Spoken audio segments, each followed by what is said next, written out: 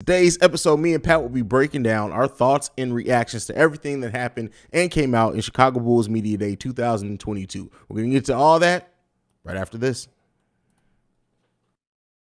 You are Locked On Bulls, your daily podcast on the Chicago Bulls, part of the Locked On Podcast Network, your team every day.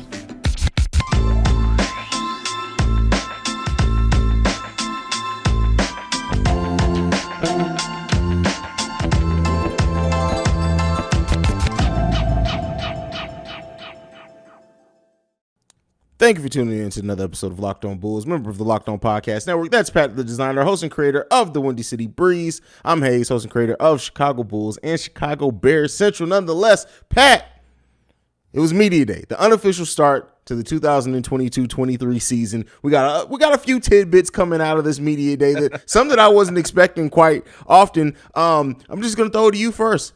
What stood out to you the most in this Media Day today? I'm probably the one thing that like everybody kind of dismissed because mugs are just kind of like weirdos and done with Vooch for some reason. But the part that really stood out to me was Vooch kind of saying what me and you and most of Bulls Nation has said, where he talked about the role that he was in didn't fit the kind of game that he plays. Again, I said this 2 podcasts ago, right? Like he's a big man that can shoot. He's not a shooting big man. And Vooch essentially echoed those remarks, right? Where he's like, listen, I can stand out there and shoot. And I think that it's a good asset. But if you take the 3-point shooting away from my game, I can still go out there and give you 20 and 10.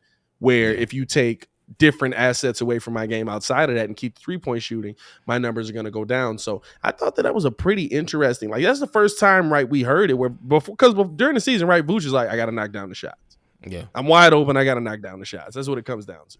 I mean, but I thought that was pretty interesting. His awareness, right? Because for you to fix something, you have to be aware of it first. His awareness of saying, "Hey, I was adjusting to a new role. Did I adjust to it the best? No. Was I settling for shots that I shouldn't have? Was it going out to the perimeter too much? Yes." Like hearing him say that made me more confident that it's actually going to be fixed. That there's going to be something done to that, because it's one thing to hear the media say it and then him to respond to, like, they asked him a flat out question. It's like he wanted to get that off his chest. Like he wanted to not only say it for Bulls fans, maybe for himself, maybe to send a message to the coaching staff. Everything of just like the level of awareness from Vooch in that and in the issues that a lot of us have talked about with him over the course of the last season. It felt good. It felt good. And then Billy Donovan on top of that, to him talking about, like, did we get a little stagnant at the end of the season? Yes, we need to figure that. We need to find an identity. We need to not use so much isolation ball. I know it's easy when you're behind a microphone to start before any games are played to say all the right things. But at least they did say the right things, because I tell you what, Boylan wouldn't have done none of that. I think the interesting part about all of it, right, is now the question that is raised in my mind is, okay, why was Vooch spending so much time at the 3-point line? If he felt uncomfortable with it, like, did he just not say nothing?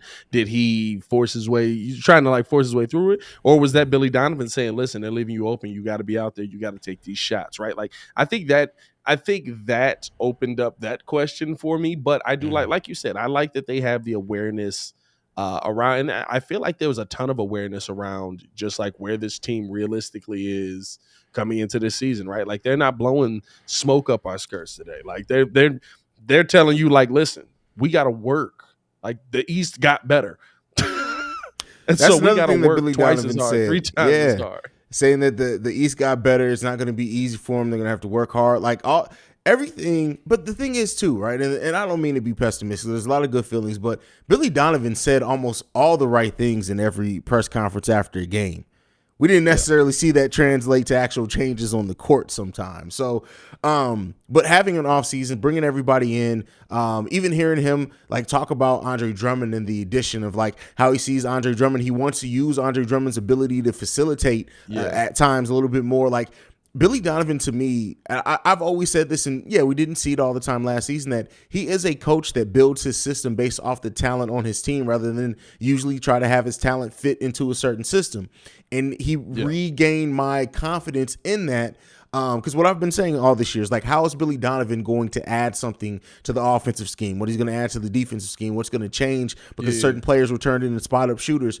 Billy Donovan showed a level of awareness as well, right there along with Nikola Vucevic, that I think, to me, said, okay, yeah, we're going to be missing Lonzo, but maybe, just maybe, this team is going to do some things a little bit different to where it's going to mitigate that some. Yeah, and I think that's the biggest thing that goes into it, right? When you're talking about the amount of guards they brought in, the amount of guards this team already has, and what this team can do with the different variety of guards. I thought that it was really interesting when listening to Billy as he broke down kind of that this isn't just going to be an open competition, right? And how that is going to affect the rest of this team, how that is going to affect the guards on this team, right? And I think that's the biggest thing, right? If Billy Donovan's really going to help out Nikola Vucevic, which is where we started this whole thing off, the point guard is going to be one of the big pieces that plays into that, right? Because depending on the point guard that you have out on the court, it's going to depend on how Vooch can play. If you've got Goran Dragic out there, all right, we're going balls to the wall. Can you say balls to the wall on this podcast? I don't know. Yeah, we're going balls to the wall. You got your arms out. You can say whatever you want at this point. It is what it is. What's the over under, baby? The over under on armpits on a Locked On podcast show. I feel like you've surpassed that a couple of times. You've done it a couple of times. But go ahead, bro. Hey, don't let me ever get in shape. I'm coming on here no shirt. That's what you're gonna have to deal with. But no, like I think right, like nope, I'm not dealing with that shit. You're gonna take me off the screen. I'm sorry, bro. Go ahead and continue. No, I think if you talk about, right, like the biggest thing that can help Vooch, right, like, are we going with more of a defensive lineup? That way Vooch can be one of the offensive focal points. We're going with more of an offensive lineup where, okay, now Vooch is more focused on the rebounding side of things, right? Like, I think there's a lot of different things that Billy Donovan can do scheme-wise starting this season off that can help Nikola Vucevic to become that player that we think that he has been and has the capabilities to continue to be. I mean, listen, like, everybody's like, he's getting older, he's past his prime, he grabs rebounds and puts them back up. Like, that's all I want to see him do. I want to grab it back up. That's all I want to see him do. Oh, and I do like as well, because, you know, I like to toot my own horn when I'm right. So Billy Donovan was basically asked if we're gonna see Andre Drummond and Nikola Vucevic out there together, and literally his answer, I was like, yeah, and he you know what he did to that? He was like, okay, I'm not gonna say no, right? But Patrick Williams as a small ball five, what do y'all think about that? That was basically his answer. Like, we're gonna see some Patrick Williams as small ball five. We got Javante, we got Derrick Jones Jr. out there. Basically, he was like, anybody who think or thought or had that glimmer of in your eye of seeing Drummond and Vooch out there together, don't even worry about it, bro. Don't even get your hopes up. Alrighty then. I thought that I'm not gonna lie to you. I saw that mug and I was like, oh, well, I guess that kills that. Like, I'm not worried about that at all anymore. Then, I mean, and I guess this is the thing right now. At this point, we know if we see it, like, something's happened, that we're in trouble. So this is true. Or maybe they're taking advantage. Like, the thing is, I'm not gonna say that we're never gonna see it at all, because to me, if we're going down the stretch, let's say it's a game, we're up by like 5 or 7. And the other team just has not shot the ball well, you might as well put them out there just to make sure you're getting every rebound out there for the last 3 minutes of the game, just to completely step on their throats. Well, I mean, the only time that I really want to see it, right, and it's what I said, I don't want to see it for 48 minutes a game, but the only time I would have even wanted to see it is when you're playing those teams that can kind of big body you, right, like Giannis and Brook Lopez and Bobby Portis, or Jared Allen and Evan Mobley. You know what I mean? Like, against those guys. That's the only time I would really want to see it. Now, I don't want to see it against Philly, because Joel Embiid kills both of them. Like, that'd just be disrespectful if, like, both of them out there and, like, Joel Embiid's murdering you. So, like, I think the biggest thing to me that Billy kind of brought out, and we could talk about it kind of as we continue through here going into the next segment, is his mindset on what he wants to see on Patrick Williams. And I feel like it was the first time that we really heard Billy just, like, acknowledge. And first off, were they giving us fan service all day today? Because they were really just like, it's like everybody kept saying. And I'm like, you mean like everything that we kept saying all season that we was getting called stupid for? He really wants to see Patrick Williams be more aggressive, and he understands the issue of where do you find the shots when you've got Zach, DeMar, and Vooch. But when you get them, you got to take them. And I think that was something that I think that to me, that's the first time we've really heard Billy kind of just be like, he's got to take the shots when they come to him. Yeah, and we're going to talk about in the next segment. We'll get into Patrick Williams and what a lot of the teammates, almost everyone who was out there today was asked something about Patrick Williams. But before we get into that, I got to talk to you guys about BetOnline. BetOnline.net is your number one source for your football betting info this season. Find all the latest player developments, team matchups, news, podcasts, and in-depth articles and analysis on every game you can find. As always, BetOnline remains your continued source for all your sports wagering information and live betting and up-to-the-minute scores for every sport out there. The fastest and easiest way to check in on all your favorite games and events, including MLB, MMA, boxing, and golf. Head to BetOnline.net or use your mobile device to learn more about the trends and action. BetOnline, it's where the game starts. All right, so towards the end of that last segment, Pat, you brought up Patrick Williams and Billy Donovan's comments on Patrick Williams. And so that was a common theme throughout this, right? And I like how they waited to bring out Patrick Williams was next to last because he was after Gordon was the last one, right? Or was it Caruso that was last? Gordon was the last. Gordon was last. He was between. between. They were going to talk to Patrick either. But so that Billy Donovan was asked, he gave the answer that you gave. DeMar DeRozan was the first player out. He basically just told the reporters, I want you to ask Patrick Williams what I put him through. Zach was asked about it. Zach said, hey, we do need Patrick Williams to be more aggressive, but we also need him to be him. Basically saying they don't want Patrick Williams to play outside of his game. To your point, and Billy Donovan's point is they want him to just be confident in finding his spots, and when he gets those spots, doing it confidently. Well, Patrick Williams was finally came out there, and I love, he was asked about DeMar DeRozan, he said it was hell. But then he goes on to say that it gave him a new respect for DeMar DeRozan as a player, as a person, talked about being around his family, how DeMar DeRozan practice starts at 5, not 5:15, not 5:05. He said he had to be out there at 4:30 to make sure he was ready to go by 5. And then they basically completely exhausted their bodies to push it to the limit because they did a complete exhausting workout, went back to the family, came back, hit the gym, and then did another workout. And so even Patrick Williams talked about it. The announcer, or not the announcer, but one of the reporters asked him about how slim he looks. He said that he wanted to get his body ready for the rigors of the season. Patrick Williams is probably in the best physical condition we've seen him in as a basketball player. Now, if the mental part is up to par with that, I don't know, Pat. We've been saying that we need to take it slow with Patrick Williams and not to expect a bunch. And I'll still say that. Let's keep the expectations tempered. But if he's going to make that leap, his body, and it seems like his mind is ready to go, brother. Well, I think that's what it does, right? Like your body kind of comes along with those kind of workouts, but when you're doing those kind of workouts like him and DeMar were doing, you're breaking your mind to rebuild your mind. You're breaking your mind for the rigors of a long season so that when you deal with something that's supposed to be very difficult, your brain is like, this ain't worse than that. Yeah, I mean, like that, like that's really what it does to me, and it's making you stronger mentally and physically. I'm really excited to see what Patrick's going to bring to this team.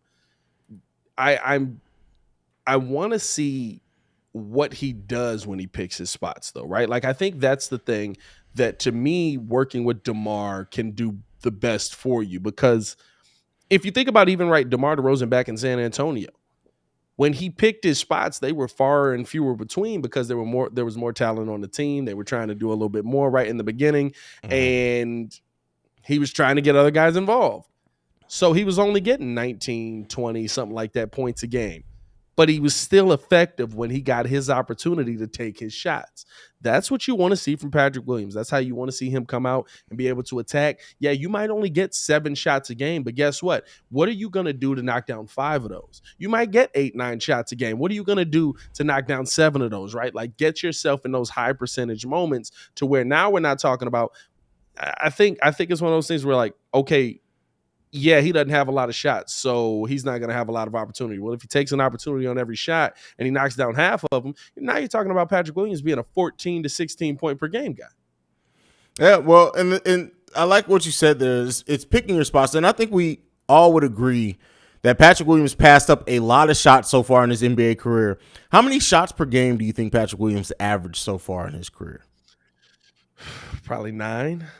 7.2. So 7 shots per game. And we know that he's passed up a ton of shots in that time as well. Billy Donovan mentioned he's more by nature a passer than to try to shoot the ball. So if we're saying that Patrick Williams is going to take his spots and be a little bit more confident, we're not going to say 100%, but I can easily see Patrick Williams getting about 10 shots per game in the way that he's been used and taking the spots a little bit better. With that being said, if he shoots it even close to the splits that he's been shooting, Patrick Williams can get to 12 to 14 points easily.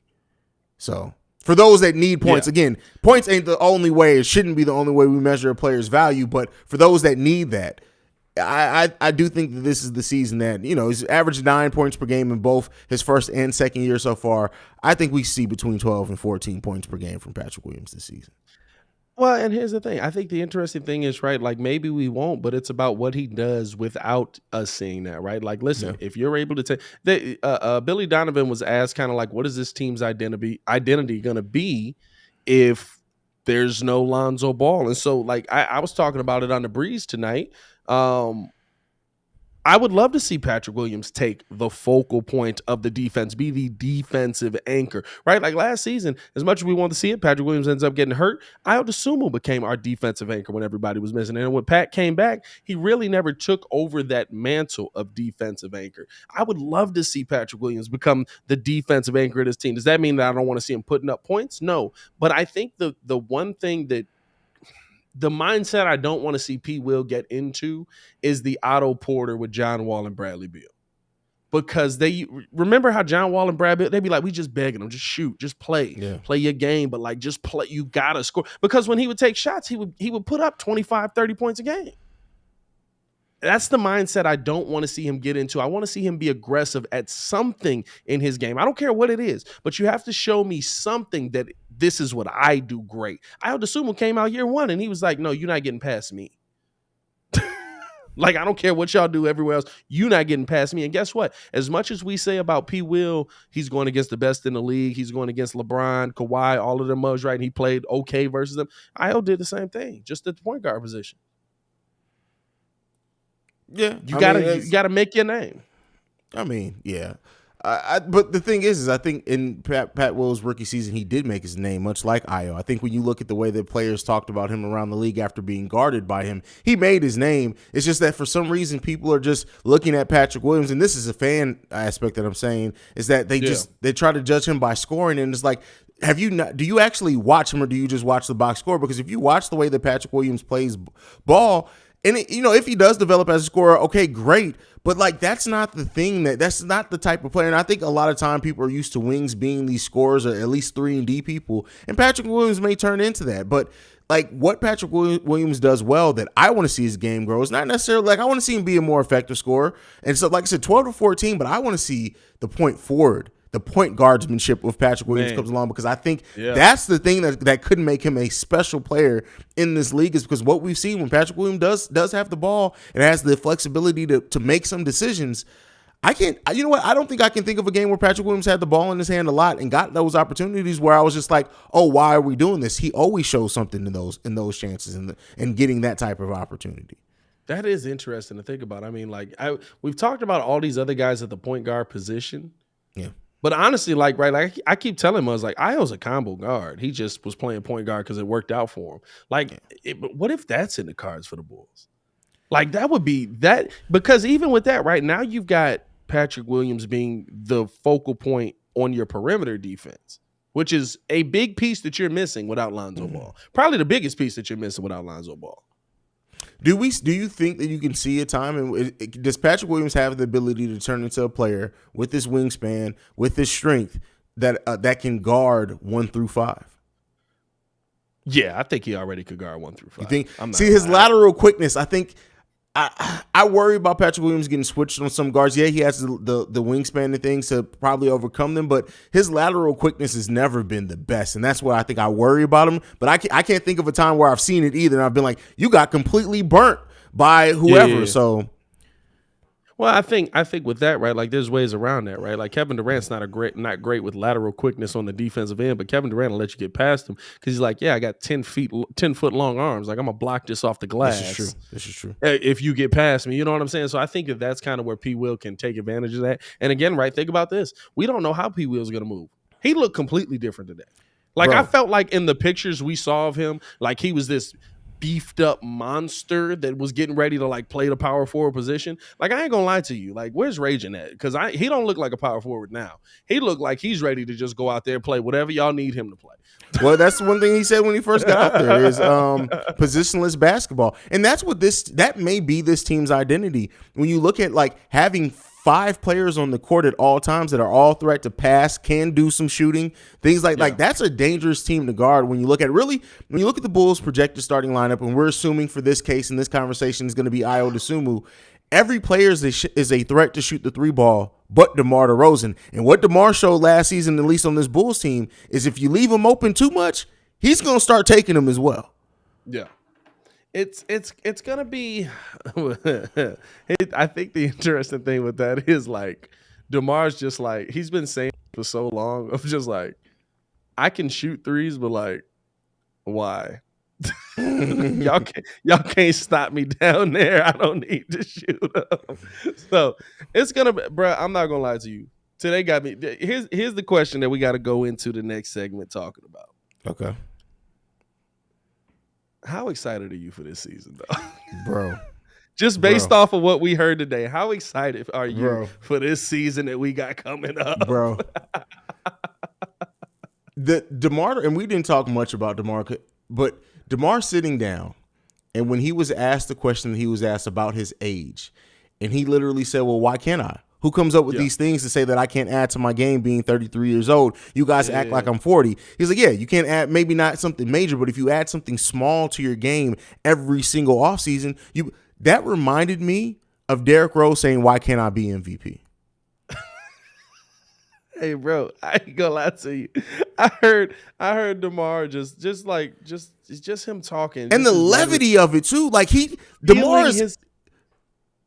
that man is confident right now. Yeah. Bro, feeling his excitement for the season, bro. I mean, like, literally, DeMar was just like, when he was talking about last season, I had a couple of days where I just told them to dim the lights 50%, and I just started shooting around. He's like, I'm lying. He's like, I'm lying. I'm just making it up at this point. Yeah. But, like, it sounds good.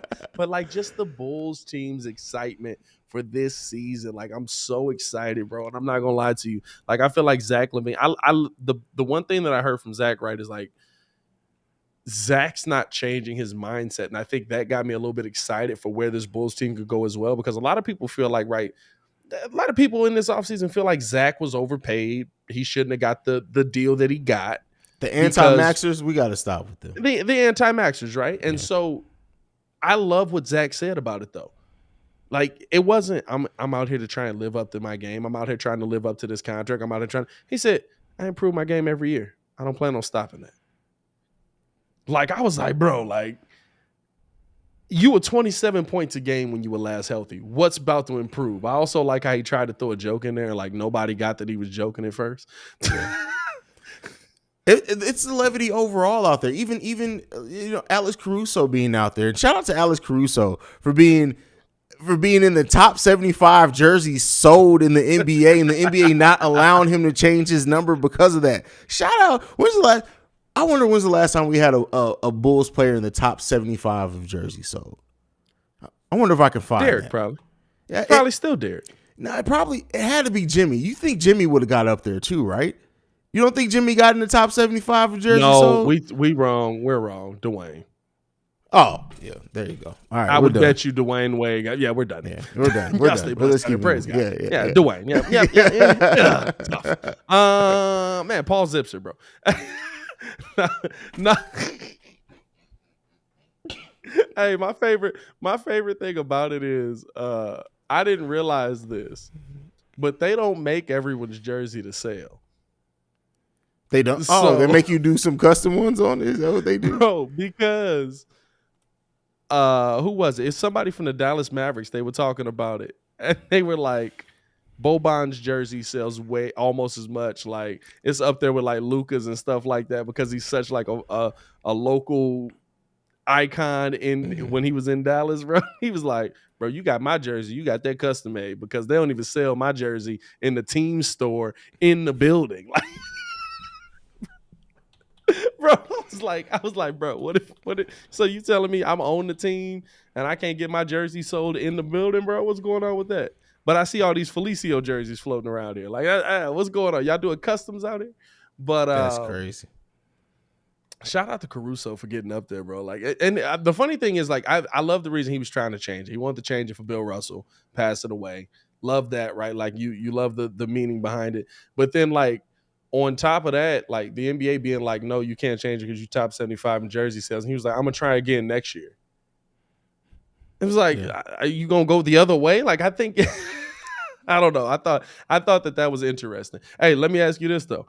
What'd you think about Goran Dragic finally? Hold on, wait a second. I just looked it up just for ish and giggles. Derrick Rose is 20th in all-time jersey sales ever. Why are you surprised by this? That's just what, because I mean, really, it was a 3-year run, bro. Like, that's crazy to be top 20 ever. Derrick Rose, I said this on this podcast before. Derrick Rose is the NBA's little brother. Oh yeah, for sure. Everybody loves Derrick Rose. For sure. If you don't like Derrick Rose, somebody outside, like somebody random will just start fighting you. Like if you ever was just like Derrick Rose was like, he was whack. Like legit. Like it won't even be me. Like just somebody random. That's crazy. But great segue, right? Speaking of Derrick Rose, what'd you feel about Goran Dragic finally speaking on? First of all, we got to research that. He said that was the only time he's ever been dunked on in his career. Has anybody fact checked that? Because like Goran was terrible defensively his first couple of years in the NBA. I'll tell you why it's probably true. It's the only time I've ever seen him jump.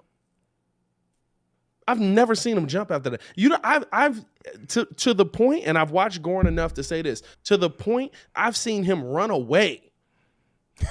I've never seen Goran jump again in NBA in his NBA career.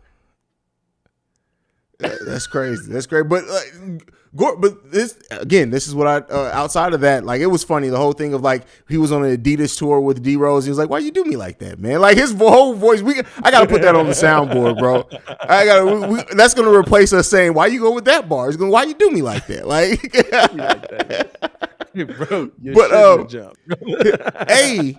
Billy Donovan flying out to Slovenia to spend some time with Goran Dragic right after they signed him. But on top of that, Goran saying that he flew out to LA to just spend some time with the team and the vibe, the energy that he got from the team, good people. Like there's going to be, we'll see how it translates to wins, right? Because there's a lot of teams that get well together that didn't win a lot of games. But with that being said, it's such a different, like they have really changed this culture completely in 2 years, bro. Yep. It's crazy how much has changed, man. I keep telling us, bro, it's like y'all don't understand it because like we was live calling these games, bro. When you live calling 20 of 82 wins, it sucks. It sucks. And so it's like you get to a point in the season, like I was early on doing the breeze too, and it's like I'm not doing no more. I can't. I'm sorry. I'm not. Nobody's watching.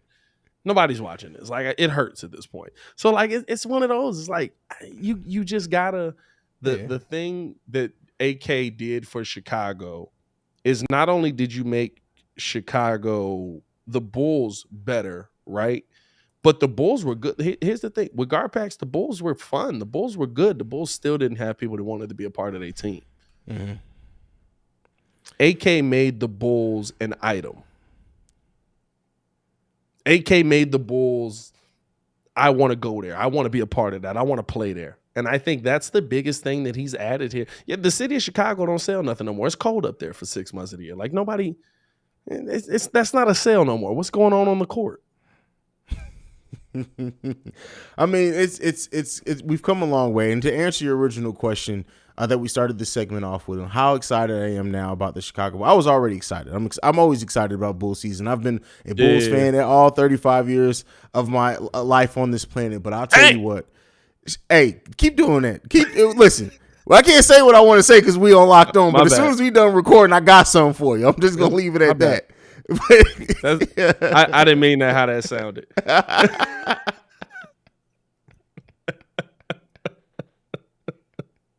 Hey, why you do dying like that, bro? Hey, man, that's one of the funniest clips of all time. With that being said, I'm extremely excited about this. I think that just the energy surrounding the team, the level of awareness around the team, the fact that they know. And it seems like they carry the fact of how bad they played down the stretch of last season, that on their shoulders, and saying, hey, we got something to prove this season because of how we played.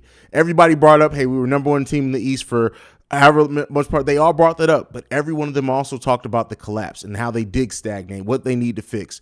This is going to be a fun season, bro. This is going to be a fun season. Oh, yeah, man. Oh, yeah, for sure, for sure. I'm so excited, bro. I'm excited to have Bulls fans back in the live. I'm excited to have Bulls fans here on Locked On Bulls. I'm excited to be covering it. We get our first full year here, right, where we're not going to get blamed for Dave and Matt leaving.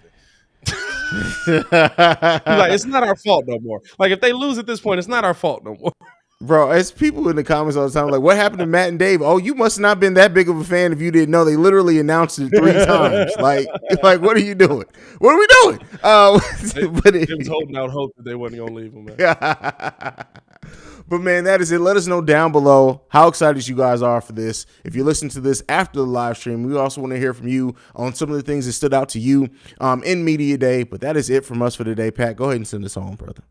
Hey, man, follow me on everything at Pat the Designer. Keep up with me out here in Vegas. As you can see, I got the camera looking better, so I don't look like I've been kidnapped no more. Hopefully you can get some color while you're out there too, brother. Hey, listen, brother. I'm gonna be very tan. It is hot. It is, bro. They was before we go. They literally were like, "This camera switcher isn't working. I don't know why it's not working." And I said, well, it could be because it's 150 degrees. I could cook an egg on this thing right now.